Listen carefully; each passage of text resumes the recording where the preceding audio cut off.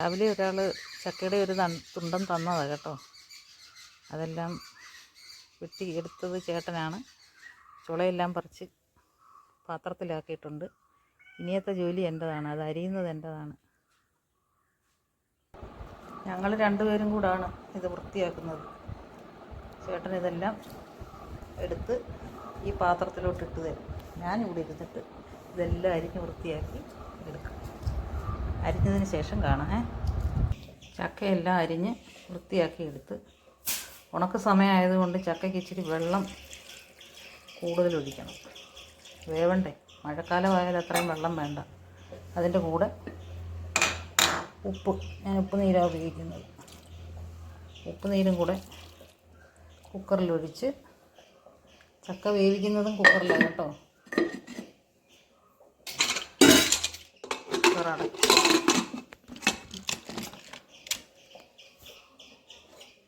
അടുപ്പിൽ വയ്ക്കട്ടെ. ഒന്ന് ഉപ്പ് നോക്കാനുള്ള ചക്കയേ ഉള്ളൂ, ചെറിയ കുക്കറാണ്. ഇനി അരയ്ക്കാനുള്ള അരപ്പിനുള്ളതെല്ലാം എടുത്ത് റെഡിയാക്കിയിട്ടുണ്ട്. തേങ്ങ, മഞ്ഞൾ, വെളുത്തുള്ളി, ജീരകം, കാന്താരിമുളക്, കറിവേപ്പില. ഉപ്പ് വേണമെന്നുണ്ടെങ്കിൽ അരപ്പിൻ്റെ ഉപ്പിനൊരു ശകലം ഉപ്പും കൂടെ ഞാൻ ഒഴിക്കും. ഇനി ഞാനിത് അരച്ചെടുത്തുകൊണ്ട് വരട്ടെ. അരപ്പരച്ചുകൊണ്ട് വന്നു. ഇനി അടുപ്പിലിട്ട് വെച്ച് കടുക് പൊട്ടിച്ച് അതിലിടാനുള്ളതാണ്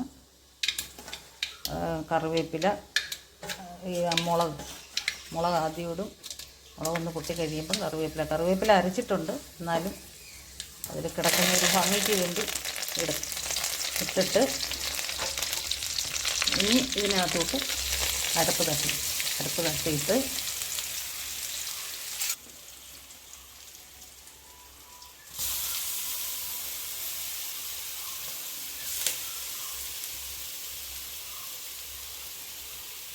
ഞാൻ അരപ്പ് തട്ടിയിട്ട് കുറച്ച് നേരം ഇളക്കിയതിന് ശേഷമേ അരപ്പൊന്ന് തോത്തിയെടുക്കും. അല്ലാതെ നേരെ ചക്കയിലോട്ടല്ല ഞാൻ ഇടുന്നത്. ഇതിൽ ലേശം ഉപ്പ് ഞാൻ ഈ അടുപ്പിനകത്ത് ഞാൻ ഒഴിച്ചിട്ടുണ്ട്. ഇത് എണ്ണയിൽ ഒന്ന് മൂത്ത് വരുമ്പോഴത്തേക്ക് ചക്ക എടുത്ത് ഇതിനകത്തോട്ടിട്ട് കുഴച്ചെടുക്കുന്നതാണ് എൻ്റെ രീതി. അതിലൊക്കെ ചെയ്യുന്നതുണ്ട്. കുക്കറിലാണ് ഞാൻ വേവിക്കുന്നത്. കുക്കറിൽ ഒരു വിസിൽ, ഇത് 2 വിസിൽ വേവിച്ചിട്ടുണ്ട്. കാരണം ഉണക്കായതുകൊണ്ട് ചക്ക വേവാൻ ഇച്ചിരി പ്രയാസമാണ്. എന്നിട്ടും ചക്ക കണ്ടോ വെന്തിട്ടില്ല. ഇനി ചിക്കി ഉടച്ച് എടുക്കണം. ചക്ക റെഡിയായി.